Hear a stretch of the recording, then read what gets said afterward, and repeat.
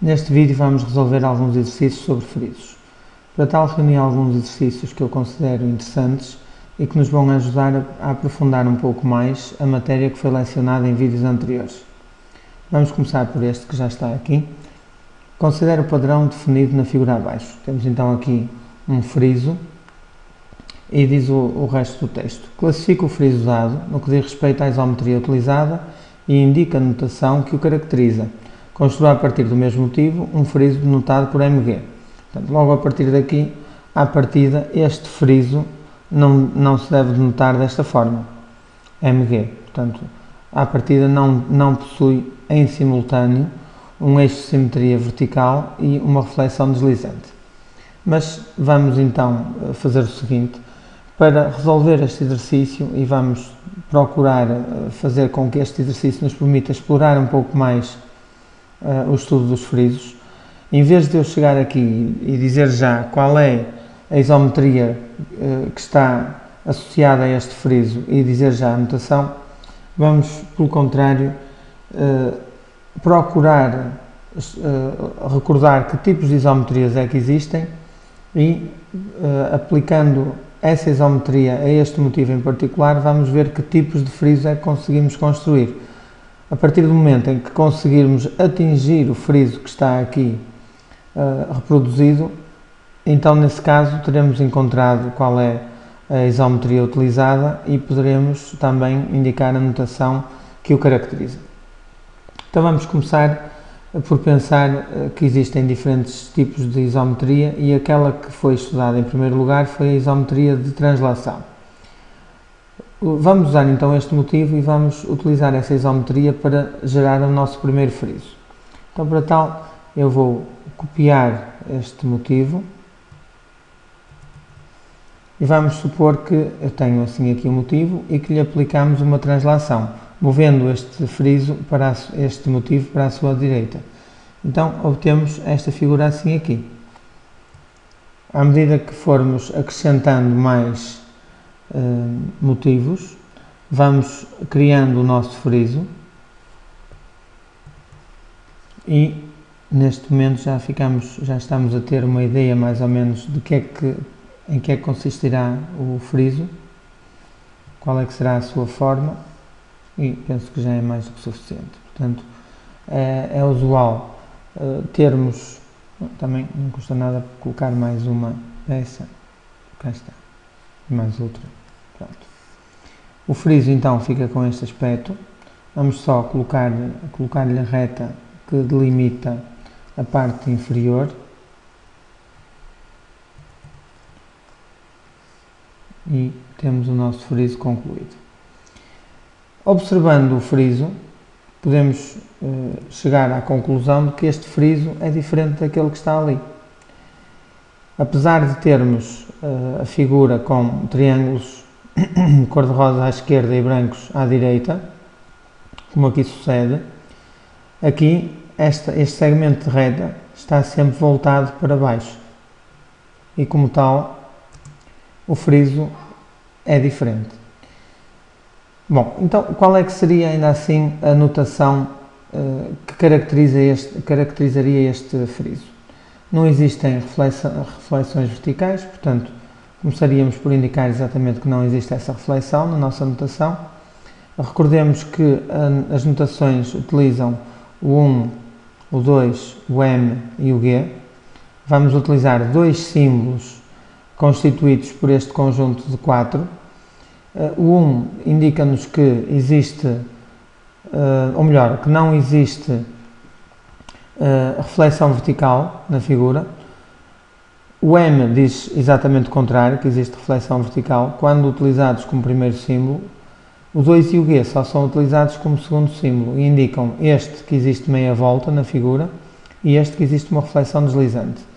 Como segundo símbolo, o 1 indica-nos que não existem mais simetrias, para além daquelas que já foram indicadas pelo primeiro símbolo, e o M indica-nos que existe uma simetria de reflexão horizontal. Neste caso, então, não existe simetria de reflexão vertical. Por outro lado, a única isometria que está associada a este friso, conforme vimos, é a translação, porque, reparem, não existe mais nenhum eixo de simetria horizontal e se nós fizéssemos meia volta a este friso que está aqui, ou este friso que está aqui, este não tem meia volta, porque senão ficava com esta parte virada para cima. Ficava diferente daquilo que ele é. Portanto, a notação que caracteriza este friso é 1, 1. Vamos avançar. Vamos novamente copiar aqui o motivo.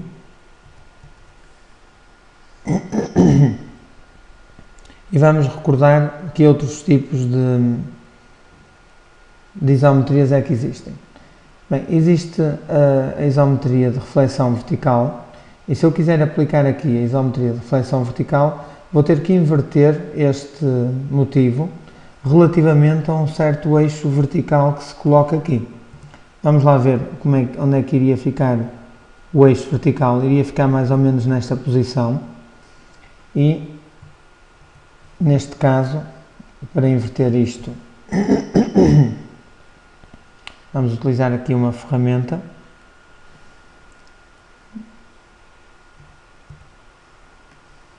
Ficamos então com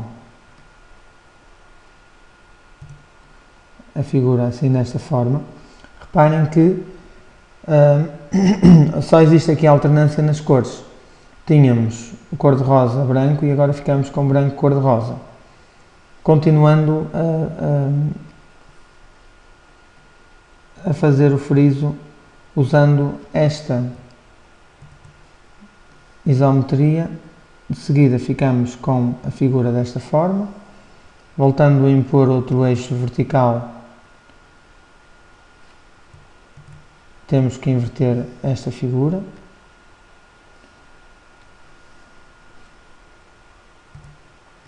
Portanto, ficamos com isto assim. Bem, e já deu para perceber, não vou continuar, senão o tempo acaba e nós não conseguimos resolver muitos exercícios. Este friso é diferente daquele. A notação ao qual está associado este friso será a seguinte: tem um eixo de simetria vertical e é só. Portanto, a notação seria M1. Não existe, este 1 significa que não existem mais simetrias para além daquela que já foi referenciada pelo primeiro símbolo. Vamos continuar.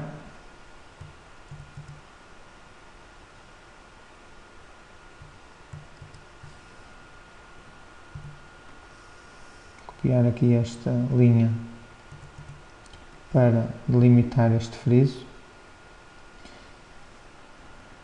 E agora vamos copiar o motivo, passando para a figura, o tipo de isometria seguinte.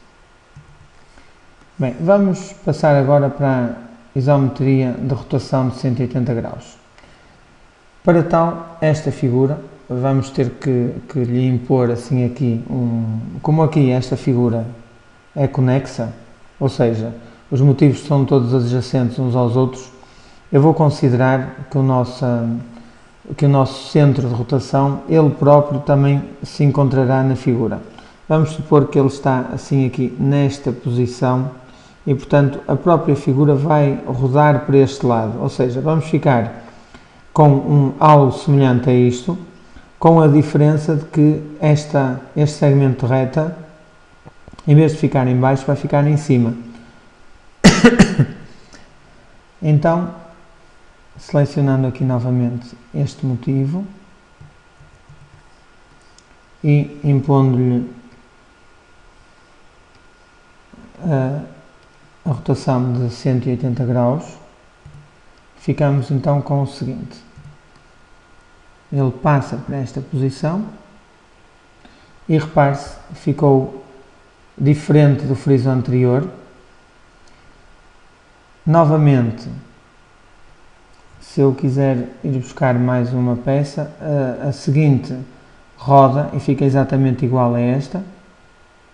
Portanto, vamos recordar que o centro de simetria seria este ponto que está aqui. Este ponto não faz parte do friso, é só um ponto que nos auxilia a perceber como é que o friso está a ser construído. E a figura seguinte, ora vamos lá pensar, isto vai rodar assim ao contrário, portanto terá que ficar com um triângulo branco e a seguir o triângulo cor-de-rosa, mas com este segmento virado para cima. Então, vamos virar esta figura, será isto.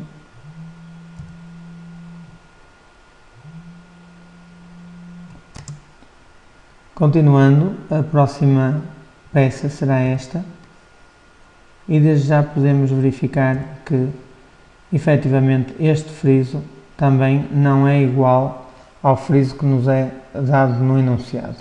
Podemos observar aqui que não existe esta coincidência de cores. Aqui temos sempre os cor-de-rosas alternados com os brancos nestes triângulos, enquanto que aqui não.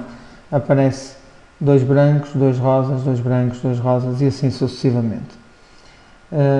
Portanto, o tipo de isometria que está aqui é uma isometria de meia volta e será